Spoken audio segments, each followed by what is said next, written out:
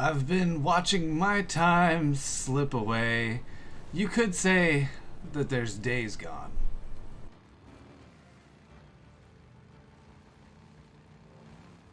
This week, I got the chance to take a look at a game that I've seen from a distance but never actually played until this time around. But that is Days Gone.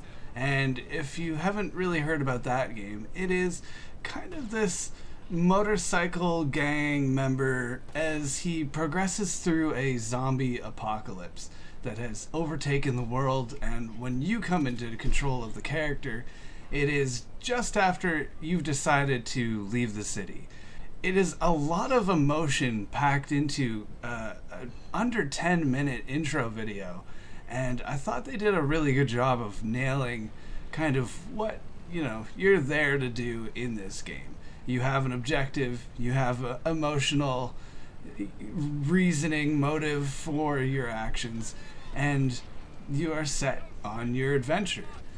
It hits you with a screen that says 2 years later, and that's when you control Deacon. Now, this 2 years later leaves a lot of room for explanation, and you kind of return back to that in the form of flashbacks and memories that play out in these cutscenes. And each one of those seems to be very emotionally heavy and really core to the story that is progressing before you. It's pretty spread apart. These missions are kind of geographically situated far across the map, and the map is very, very large. If you really buckle down and stick to one storyline, that's where I find that this game actually really conveys the story well. The cutscenes are meaningful, and everything seems really well acted, voice acting included. It's very convincing, and the story really hooked me, I have to admit. Now, when it comes down to the gameplay, the majority of what you're doing is exploring. You are definitely brought into combat scenarios, but for the most part, you're traversing the countryside and predominantly driving from point A to point B to initiate or terminate your missions. Now, that is done with the use of a motorcycle, and the controls can be a little clunky for the motorcycle. The enemies that surround the area are a mix of these zombie kind of infected enemy that attack in a horde, and these other survivor scavenger kind of folk that have formed tribes and are usually extremely hostile. So you can be ambushed by them even on the side of the road, and it can initiate this combat scenario you did not quite expect and maybe aren't prepared for, and that leads to a lot of difficulty kind of making it through each mission, because there's a lot of open road and a lot of opportunity to run into trouble. Now, the combat is very challenging, but you are rewarded for all of your kills, and they're not exactly easy kills to make. You are dealing with very limited ammo, and then you're left with just your melee knife, and that takes quite a long time to do damage. So it is quite a grind, so to speak, of fighting these enemies, but it gives you the ability to level up, and that can increase your health, that can increase your stamina. You could get these perks to allow you to shoot and fight back in a more effective manner.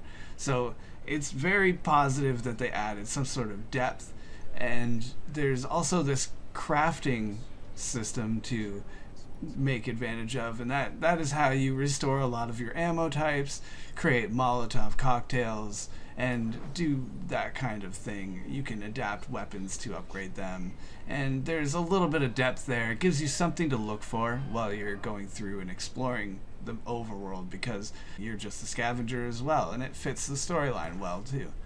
It's a lot better than the alternative if you were just laid on with ammunition always, or gasoline in the case of your motorcycle. That would be too easy and kind of work against the atmosphere that this game builds.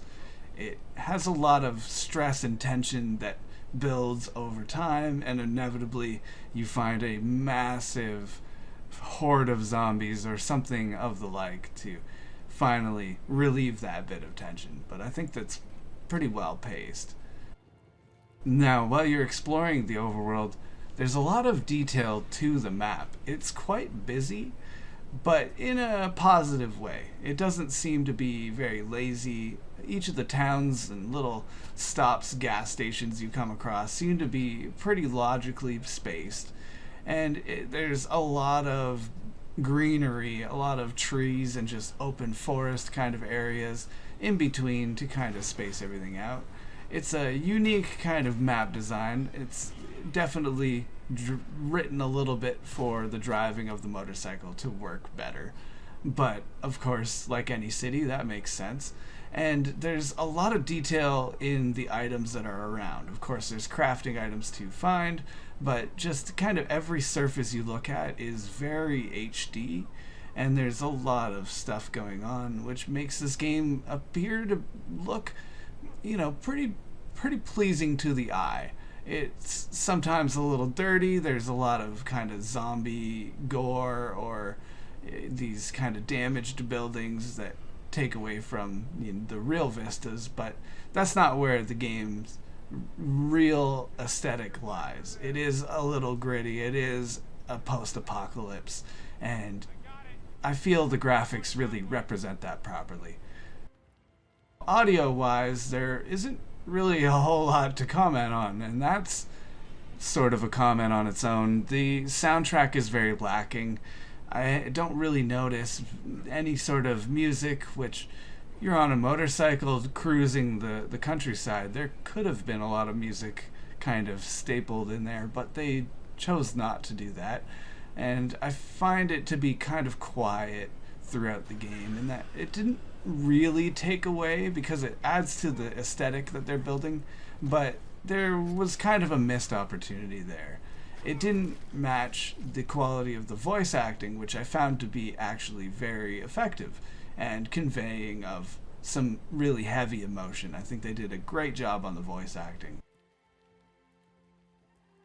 There's a lot to this game, so if I've glazed over some items, that's potentially why. There's a lot to explain and then to have an opinion on as well. A lot of these pieces fit together in such a way that it's hard to explain unless experienced yourself. Now, I would recommend, if you enjoy these kind of large world open action games, I think this is going to be in your wheelhouse as long as zombies don't put you off.